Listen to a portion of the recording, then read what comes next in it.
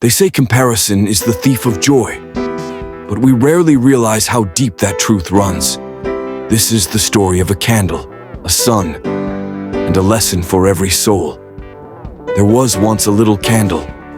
She stood on a wooden table in a small village. At night, when the world grew dark and shadows stretched across every wall, she would light her flame. And her flame danced. It flickered, it glowed, and it painted the darkness with warmth. The villagers loved her. They would gather around her light to read their books, tell their stories, and share their meals. "See how the candle keeps away the night," they said. And the candle stood taller, proud of her gift. But pride has a way of turning into fear, for the candle began to wonder, what if my light is not enough? What if one day something brighter comes? Then one morning, it happened. The sky began to turn pale, then golden, then brilliant. The sun was rising. The candle's flame, once so powerful, suddenly looked weak, tiny, almost invisible. And the candle trembled. She cried out, "What's the point of shining if the sun makes me disappear? What use is my little flame when the world is flooded with light? Am I worthless now? Am I nothing?" The villagers blew her out, for they no longer needed her that morning. And in the darkness of her heart she wept. But the sun, seeing her sorrow, spoke gently.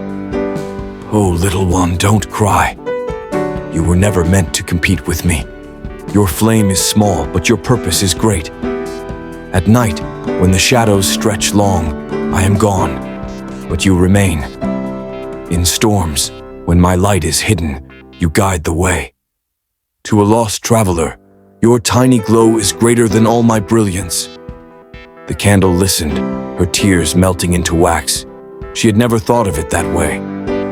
All this time, she had measured herself against the sun, but the sun had never measured her that way. The sun knew her worth. It was the candle who didn't. And isn't that just like us? We compare ourselves endlessly to others, to their achievements, to their possessions, to their talents. We think, if they are shining so bright, then what is the point of me? But purpose is not comparison. The candle and the sun are not enemies. They shine in different seasons, for different needs. The candle was never meant to fill the sky. She was meant to light a table. And that was enough. Think about it. The tree does not envy the flower. The river does not envy the rain. The bird does not envy the fish. Each one has its place, its role, its reason. And you too. You don't need to be the sun. You don't need to burn as bright as anyone else. You only need to be you, because there are people right now who need your light, no matter how small you think it is. So the next time you feel small, the next time someone else's success makes you question your worth, remember the candle. She didn't fail because she wasn't the sun. She mattered because she was the candle. And so do you. You matter, not because you outshine others, but because you shine where only you can. The candle never tried to be the sun again. She stood proudly in her place. Every night she lit up the darkness. Every storm she gave people hope. And every time she glowed, she whispered to herself, "I don't need to be the sun. I am the candle." And that is enough, because true peace comes not from being the brightest, but from being true to your purpose.